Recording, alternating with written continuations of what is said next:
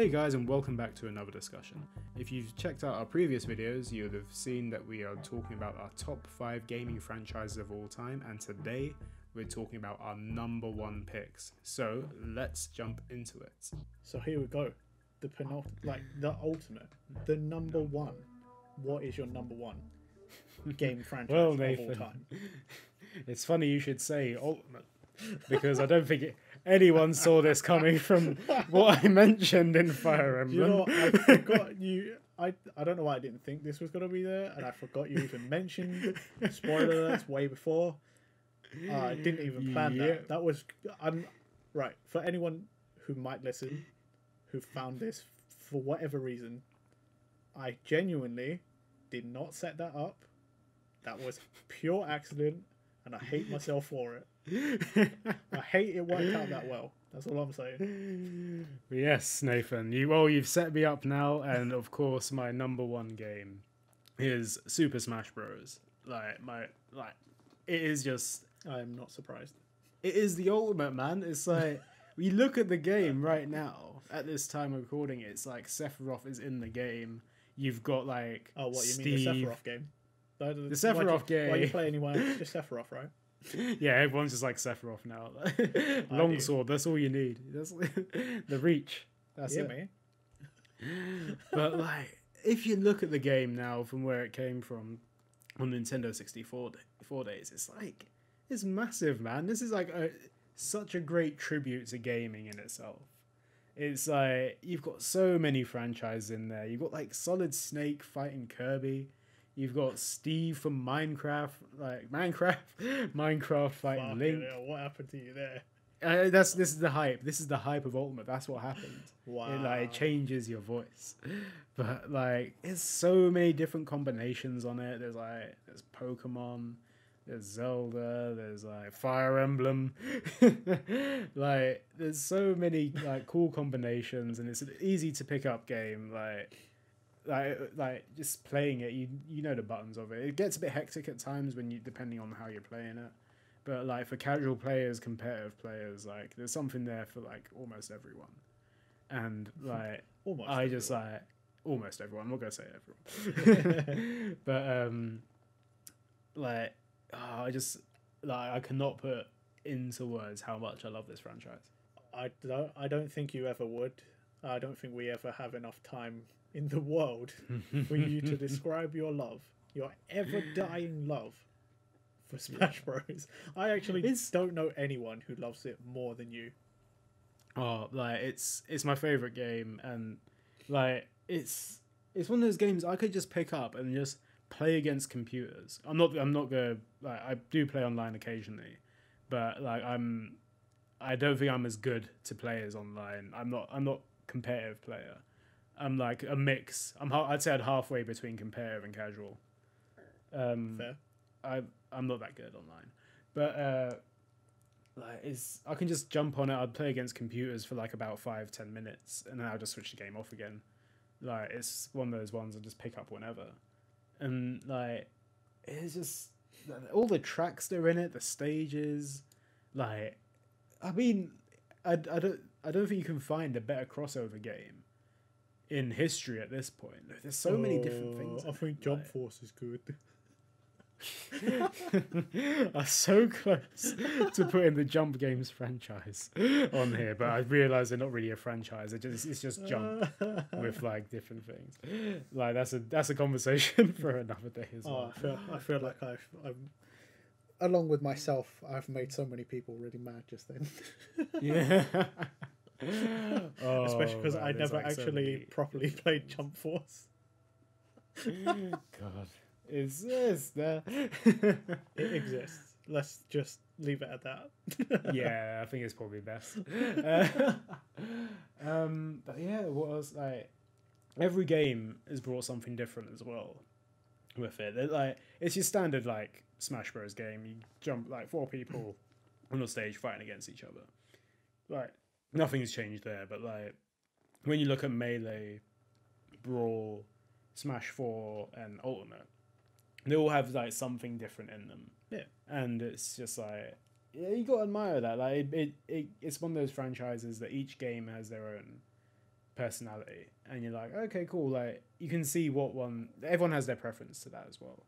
Like, no, like I don't think anyone can be like, oh, this Smash Bros. Game is the best one ever, because if you're competitive, you just go to Melee. No, like no buts about it. We're not allowed to do that anymore. No. Yeah, that's not online anyway. You have to go to tournaments. Well, you're not allowed to do that either. No, Not because of COVID. Well, not just because of COVID. Oh man, one day when this is all over, there'll be tournaments back. We hope so anyway, that the tournament scene hasn't died for Smash. Well, it depends on how Nintendo feels. We'll see. Yeah, we'll see how the community ends up after that. But what else is there to say about it? Like I don't know, mate. Yeah. It's your undying love for Smash Bros. Don't ask me what I'm speechless. That's how much it is. Like, I think my first game that I owned was Melee for it on the GameCube. I think that's like one of the reasons why I love the GameCube as well. Just like it has this one game, and here's something that not many people know, which I kind of like have. I think I've only told a couple people this, but I didn't actually know who Mario was before I played Smash Bros. Like, well, that's the end of this episode, and the series is as a whole. It's like I don't know how it happened, but I just didn't know who Mario was. I bought Smash Bros. Because I knew you. Yeah. Wow. I bought Melee because Pikachu was in it, and I was like, oh, there's Pokemon in this fighting game. It looks quite cool. And then then obviously I got to know Mario as well, like all these different things, Mario, Luigi, like Dr. Mario was just what the hell to me. It was just literally like Mario in a doctor's outfit, and that has to be one of the hottest takes about gaming I have ever heard. I'm not even mad. I'm just speechless for one, mystified that how. I don't know. I don't like, especially like this is the GameCube as well. So like Mario's been around for decades before this. Probably one of the first games I ever played was Mario. And you blow my mind. I don't know how it happened. Like, sure, like maybe I'm like misremembering or something, but I feel like my first experience with Mario was just like playing Melee. I literally can't recall a moment where I was like, oh, I want to play this Mario game beforehand, because either I showed no interest in it, or like I just didn't know who he was, and I feel like it's going to be the latter. I don't think it was anything. Have genuinely given me a headache with trying to think how this was possible. I mean, my head genuinely hurts. I have a 100% headache from trying to figure this out. Fucking what the hell? How does that happen? I don't know, man. I don't know how it happened. Like, especially when you look at like me now, I'm like one of the biggest Nintendo fans. I know, but oh my god, you didn't. That's so long. I have distinct memories of playing like the Game Boy Mario a lot when I was a kid. I have distinct memories of watching cousins play like on Super Nintendo. I think it was Super Mario World. Yeah. But like I don't know how you. And like, even when I look back at like, because I had the Game Boy Color as well, and I had like the original Game Boy. You knew Nintendo, and you didn't know their mascot. Yeah, their mascot. I'm dumbfounded. I genuinely am. I don't. How does such a thing happen? It's like I don't know how it like. I think it's because like back then, I was like really into cartoons more than anything, and like the Pokemon. I'm trying to remember how I got into Pokemon. To be fair, I feel like I got into Pokemon probably the anime, partly through the show, and then partly through like the merchandise. Weirdly, I think I had the game. I definitely had the games around all the same time. I didn't like choose like I didn't find it through an exact certain thing because Pokemon was in everyone's face as well. Yeah. There's no way you could get away with from Pokemon back in the 90s. I remember it used to be in the Warner Brothers store, like, and it was big. Yeah, that was one of the things as well. The Warner Brothers store selling the toys there, like that was huge. Pokemon's the reason I bought Smash Bros. And then there's all these different characters that I have no clue about really. Like obviously I don't know Mario. Imagine like who the fuck are ice climbers? I'm looking at like who's like, who's Ness? Look, right, when you say who's Marth and Roy, like literally if I don't know Mario, I don't know half these people. Right, some of these characters are more obscure. I get those. Yeah. Right, we didn't have Fire Emblem back then. We didn't have. Well, we probably did, but it was before our time. If it did, right, for Ness and Earthbound. Yeah, those I understand. Ice Climbers was before our time. That I understand. But don't put Mario in the same category as them just because you didn't know. Like, and that's what I'm saying. I'm like saying that like don't blatantly lie to my face, Pepe, whilst you're slapping me. Okay, like don't attack me personally and then pretend nothing happened. Jesus, I mean, what the hell are you putting Mario in this? You are making some hot takes right now, and I do not appreciate them. I think it's just like I don't know. I just don't think I grew up with the whole Nintendo culture. I was more into my cartoons and stuff when I was a kid, and I don't think like from my knowledge anyway. I don't think Mario was advertised on TV that much. Not back in the 90s. No, and but then your parents yeah. Did your parents play on a Game Boy or something? Or Well, that's the thing. As I said, I had a Game Boy, but we only had like very basic games for it. Like we had like this one called like Crash Test Dummies. It was a good game, to be fair. It was quite a fun one. Like Frogger, those sort of ones. Our gaming history is so different. Yeah. I mean, like, and then like we got the PS1 as well, so I had like Rayman on that. I had what was it? Simpsons Wrestling as well. That was a good one. But I never really had many. Obviously, I wouldn't have any Nintendo games on those. Like I had barely had any knowledge of Nintendo 64 at that time. In an alternate version of this universe, you would have. If Sony and Nintendo worked together.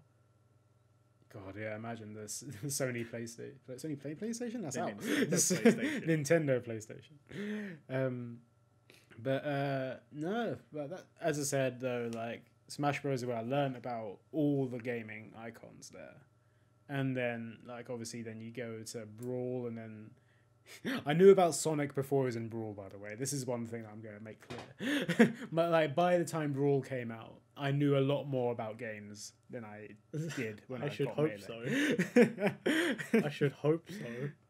It's like I think there's like obviously like since Melee I've like even just getting the trophies in Melee like that helped me so much like get into gaming in general because I'll like you get all these trophies, what is it, hundreds and hundreds of trophies in Melee, and you look at like as a kid I'd be like I want to collect them all obviously because I'm a collector, and like just reading like about all these trophies, like what games they're from, like all these random ones like Doshin the Giant as well, like Eggplant Man from Mario Bros. I remember he was like one of my favorite trophies. It's weird. I had a weird choice of trophy preferences, but there's so many like random bits that I absolutely loved in Smash Bros. Melee. I can't believe you. I feel like anything that I say now is irredeemable for the Mario fact that I just dropped. Look, I am listening. I just can't get over it. I just can't. I don't think I've ever met anyone like you. Me and Nathan were like, hey, let's start this YouTube channel where we're going to talk about gaming and stuff. And I just dropped this in the first episode. I didn't know who Mario was by the time Melee came out. You almost ended our friendship just then. I have no excuses. That's all I could say, man. I just didn't know who he was. You decided to tell me your deepest, darkest secret, and now I can't see you in the same light anymore. This is the first and last Cultured Boys video on this channel. I mean, yeah, there's Green Mario as well. That's a thing.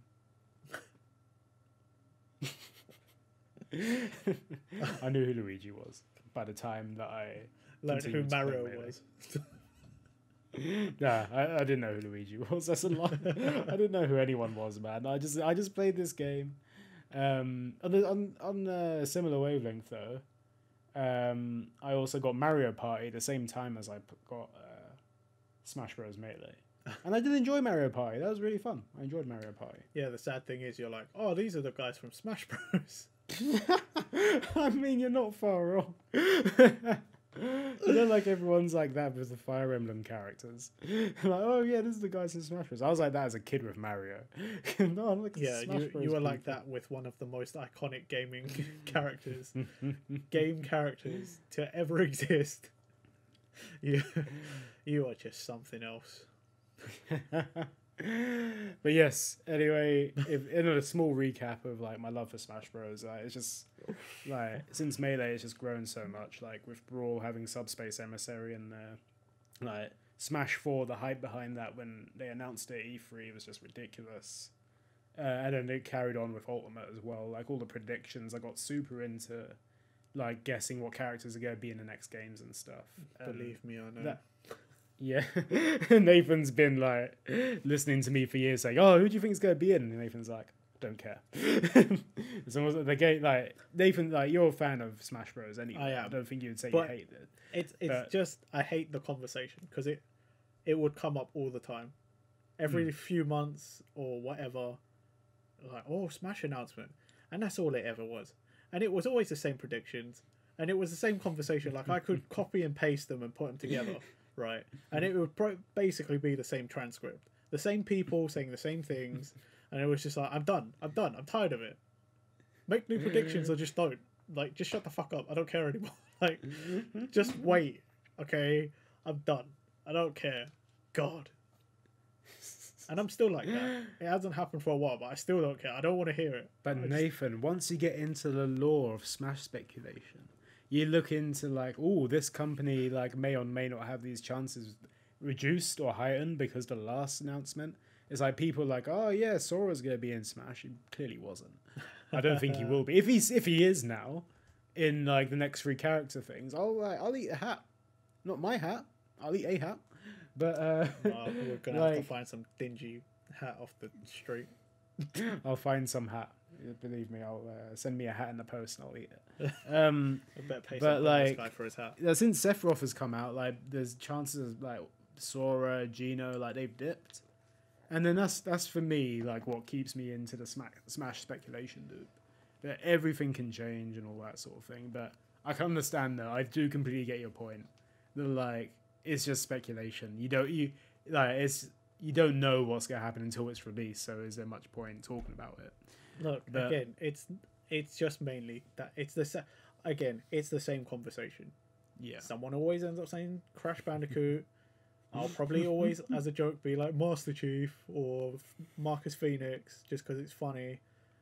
And then XYZ, this character, that character. It's always the same guesses. One day Phoenix Wright will be in Smash. That's my top pick. But this is not a Smash speculation video.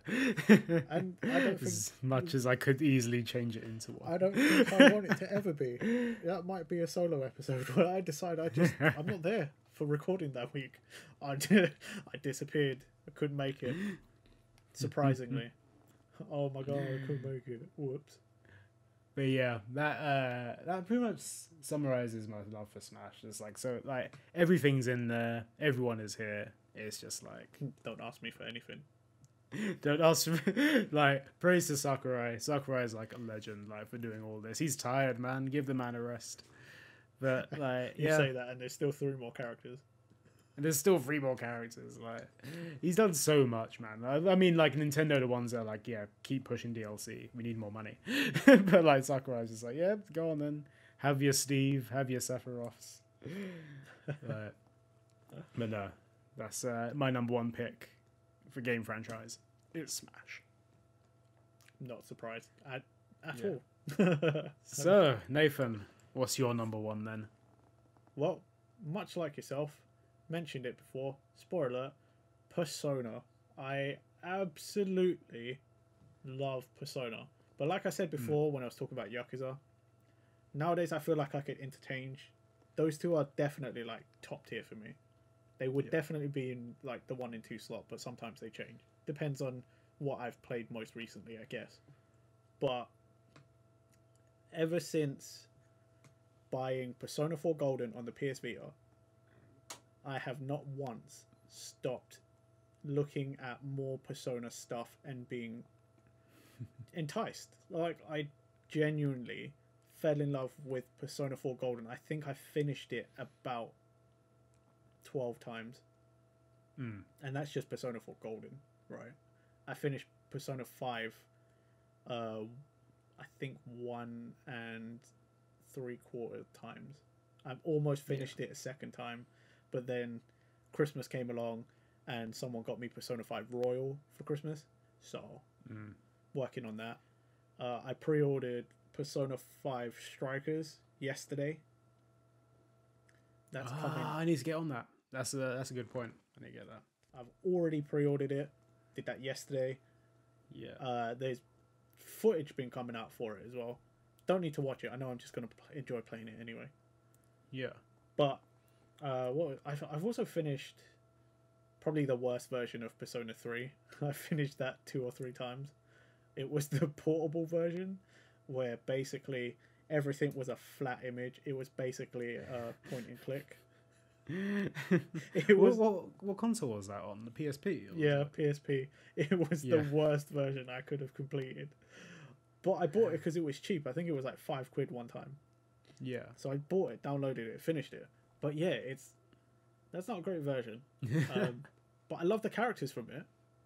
That's the thing with Persona, is because the game mostly is you learning about your surroundings and hanging out with people and making connections with these people. Like, you end up just loving characters. I mean, it's huge on the character development with those things. Like the stories in the Persona games are just so... And they touch on things that, like, you normally wouldn't think they would. You know, like, in Persona 4, like, there's, like, characters like Kanji who are, like, struggling with essentially, like, home life and toxic masculinity way before, and, like, sexuality. And then you've got, like, characters like Rise who are, like, struggling with fame at a young age and identity, you know, like... And then you've got, like, Persona 5, for example, like, you've got things like Ann being, like, essentially molested.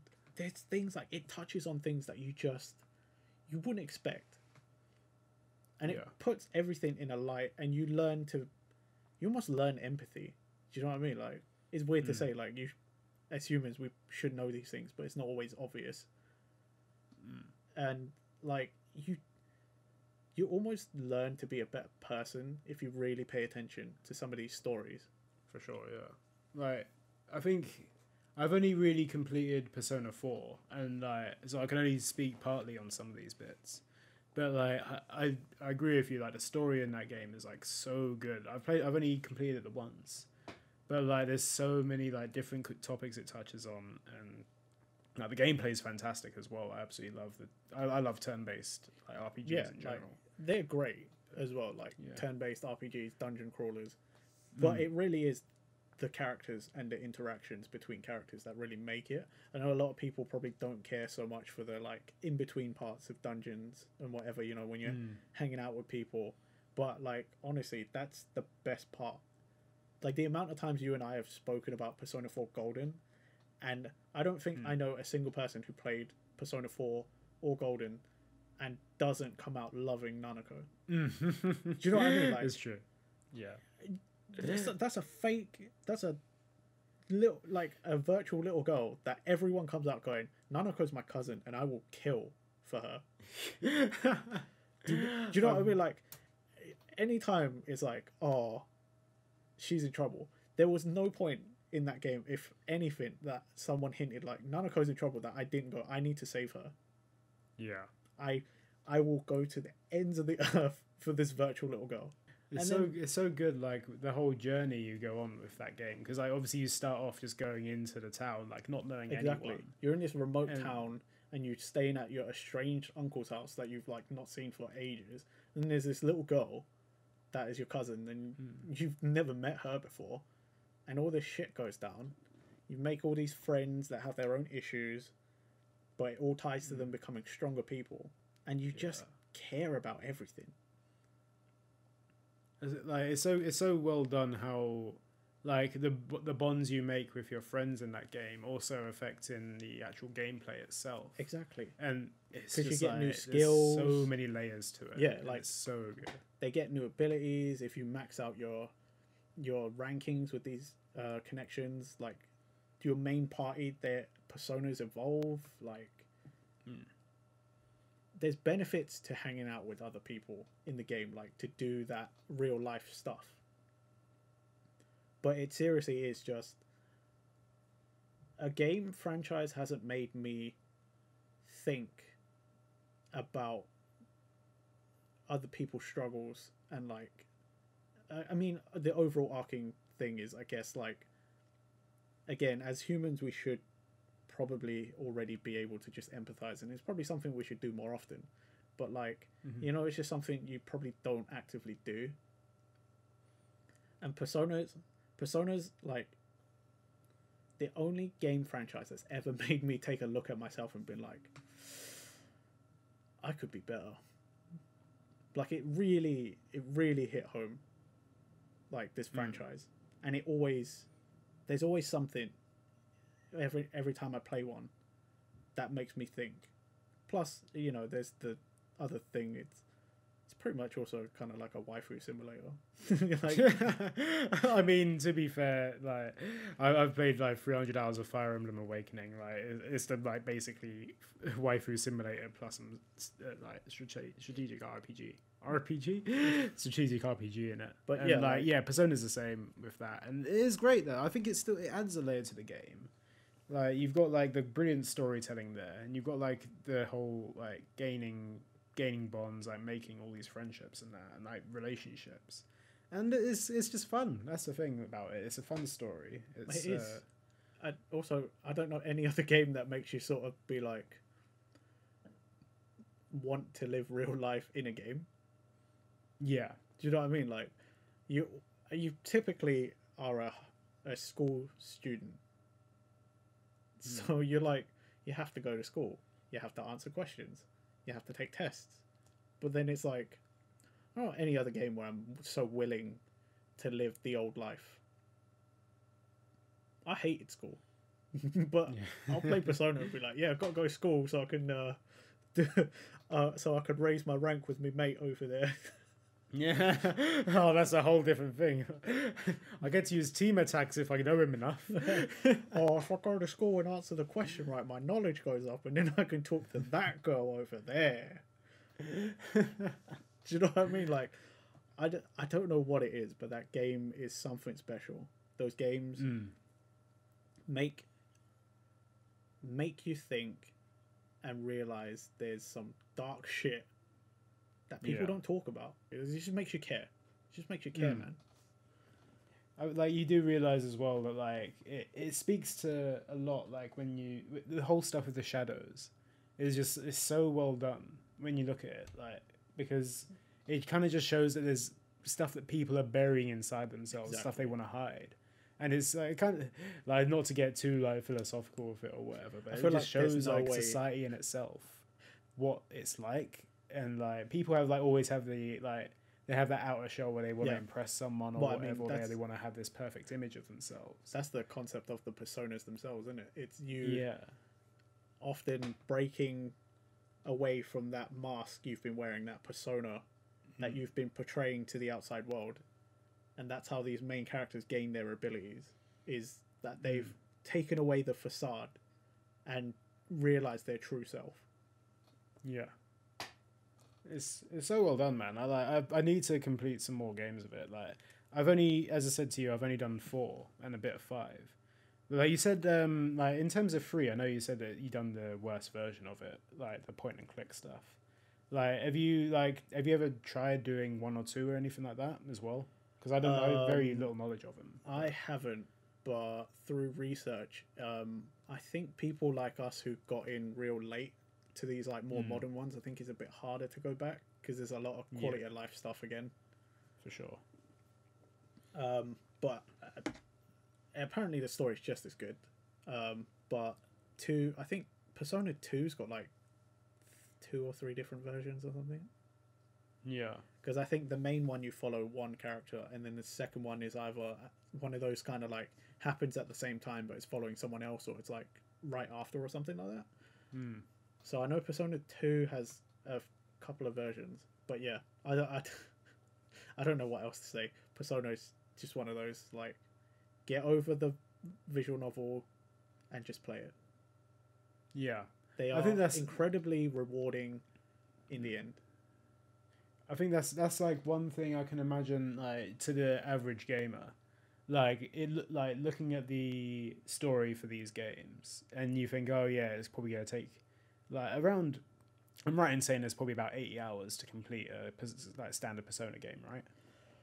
I think it depends on the like one. that's bare bones. I think it depends on the one. Like Persona 4 Golden, if you don't go for the, the true ending, I think you could probably finish in about 40.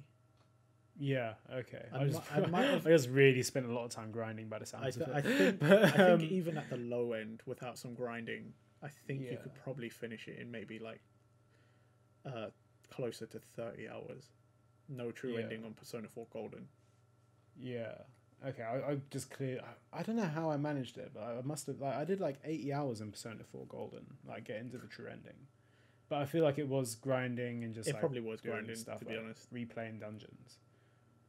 Most likely was. But yeah, must have been. Or I just left the game on like randomly and just like. Do you know what? Running. I don't think I would have done. I think that's why nowadays I can't use my game times as reliably because I have been doing that. Yeah. I used to make it a point to not leave the game on because I wanted to know how long I've been playing.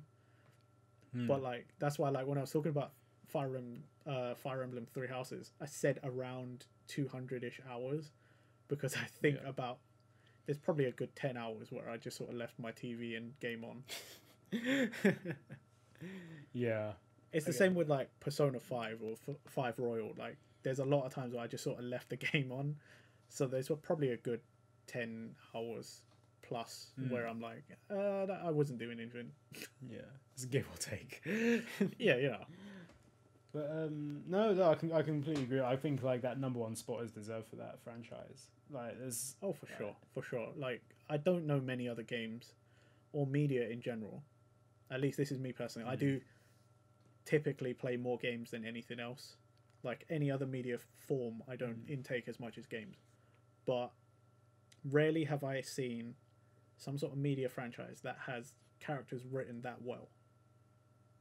And sure. I'm not a writer, but you know, I've played a lot of games. I've watched a lot of films and TV and stuff, and like, it can be quite hard to find like something like that where you generally do care about almost everyone. For sure, yeah. I think that's the thing. There's so many different characters in those games as well. Like the games, like they have like their own personalities and stuff as well. Like all their personalities aren't. There's not any two characters you think, oh, they're pretty much alike, really. There's nothing like separating them. Like they're all so unique in that. Like exactly. And like if you don't care for a person in like a character, it's probably because they're well written to perfectly annoy you. Like in Persona 4 Golden, there's that that weird kid, the gamer kid, the Okubo. Oh yeah, I remember him. Incredibly dislikable. Hate that guy. But he's also written that way. He's written exactly like that. And like that's what I'm saying. Like if you hate someone, it's probably because they're written to be hated. And it's really good. Well, that's the thing. Like that's an example of just like perfect like villain writing, or like just like if you just look at any character. The character of Adachi, to me, I absolutely love Adachi in number 4. Like, I think he's like he's like one of those like characters. Like, he's like he's there. That was also really, really well written. Mm.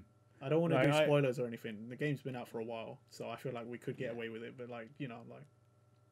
But yeah, I wouldn't say too much about it. Like, if anyone did want to jump into it, but like, man, I just love Adachi. He's like one of those characters that I'm just like, ah.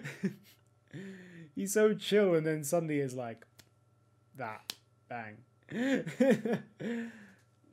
But I mean, like, yeah, I could, again, it's one of those. I could probably talk about Persona for quite a while, but after a while, you tend to end up getting into spoiler territory because Persona then gets very specific to characters and storylines, and it gets hard to talk about unless you have people who have also finished it like you.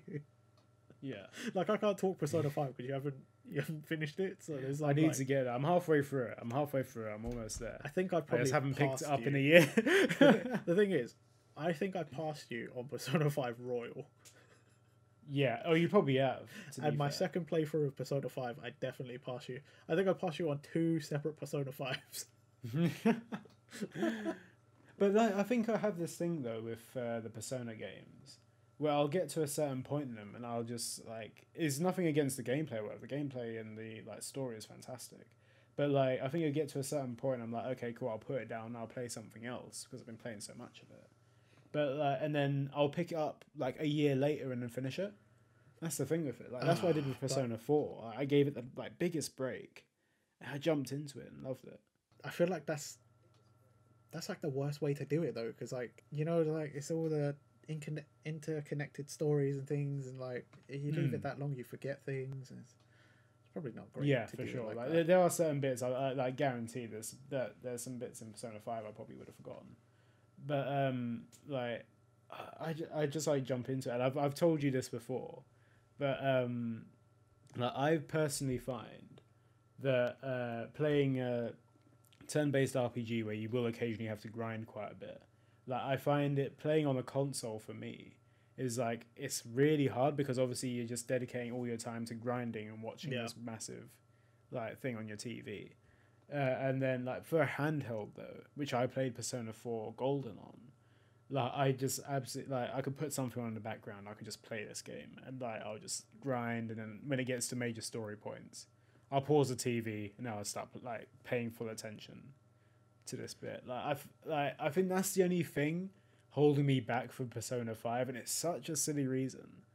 But like I mean, for me, turn-based RPGs are just best on a handheld for me. Personal preference is personal preference, isn't it? Also, people nowadays gotta know they're lucky, right? Because we only had Persona 4 Golden on PS Vita back then. Now it's on PC, and I'm like, you've got no excuse for not playing it now. Like you can't even say, "Oh, I didn't have that console." It's on PC now. Yeah, I can't imagine it's that demanding.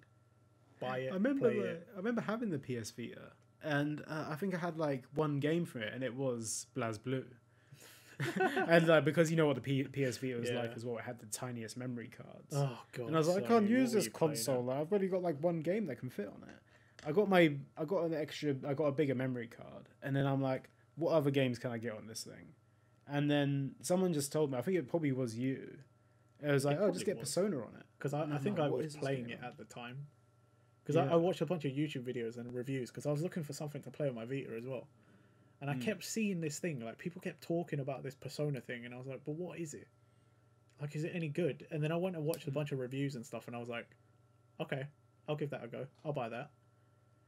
Lo and behold, it's now my favourite franchise of all time.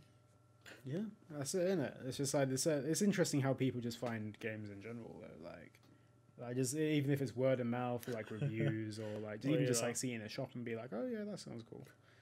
Like it's cool, man. Like I'm glad that like I've been introduced to the Persona franchise. Like eventually I will. I'm definitely getting Strikers. 100% I'll get that. Oh, dude! And it's on Switch as well, so I can play it handheld, even though it's a Warriors game, pretty much. Oh, but it looks so cool. Like I've only seen like screen grabs and things, but it looks like it's ramping up to be really cool. Like I think they've worked really hard. The Dynasty Warriors guys, to Koei Tecmo to like revamp their engine, I guess, because like Age of Calamity, which I haven't bought yet, it's got like you can do air attacks and stuff, like, and you can like float and stuff, and I think they've tried to do something similar, because I saw a screen grab of like Joker like doing that, you know, like a flip upside down like spin shot. Yeah. I saw a screen grab of that, and I'm like, that looks fucking cool. Or like, I think I saw one of him doing that, but he was using like Agar or something, you know, like. Yeah. And I'm like, I'm totally down for this. This looks really cool. Like, I remember seeing the trailer of it, and it looked fantastic. Did you, like, I don't know if you have like a Japanese account on the Switch or anything. Did you ever download a demo of it? I have a Japanese account. I don't think I did.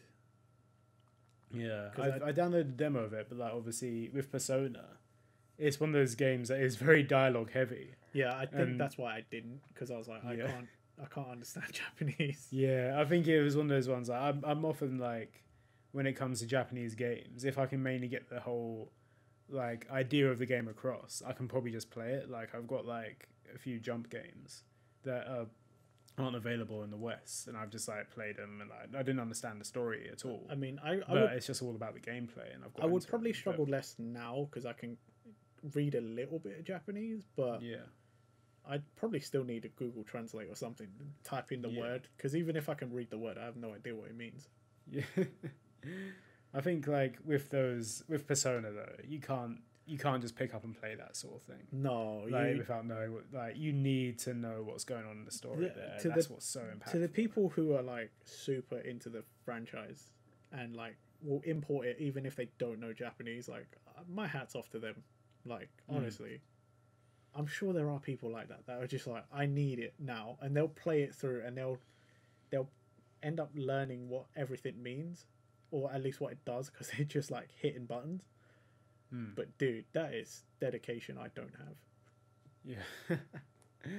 Well, that's the thing as well. We'll have strikers in our hands, and like hats off to the translation team as well for that, because they what was it? It's all voice acted in English as well, isn't it? Is it? Oh, cool. Yeah, I believe it is anyway. Like, so it's all all English V8 there, which is great. And yeah, I just literally can't wait to play that and eventually complete Persona 5 when I get back into it again. Wow, the sad thing is going to be you're going to finish a spin-off game before you finish the main game. Yeah, probably. There's probably going to be spoilers in it as well. There probably will be. I mean, I'm just going to have to jump into it because I've been looking forward to this game for a while. So, what, we've been waiting like a year for this? 2 years? I think so, yeah. I think it came out halfway through. No, 2 years in Japan. We've been waiting 2 years because we saw it at E3 like a couple of years back. Really? Wow. Yeah, because I remember being like super hyped for it. It was, yeah.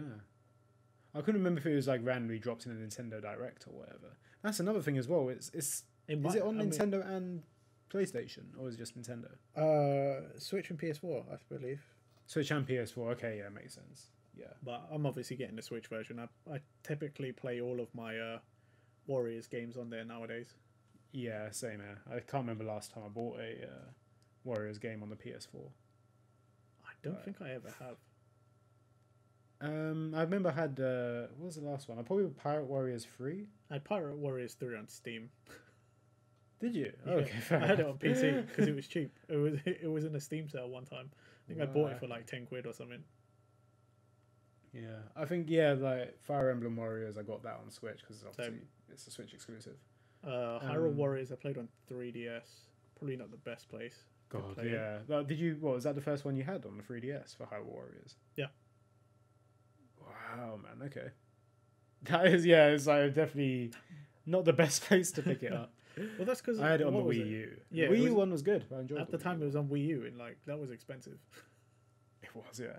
I think. No, I didn't get a special edition. I got the special edition of the 3DS one. Not the Wii U one. I wanted the scarf. The Wii U one came in for Link's scarf. You just wanted the scarf. But yeah, back to Persona. Like, it's gonna be good. I can understand why it's a number one. And yeah. And that was it, guys. Our top picks for our gaming franchises. If you like that video, don't forget to like, favourite and subscribe, and leave a little thing in the comment box down below telling us your top 5s. They have a whole discussion about it. Learn about each other.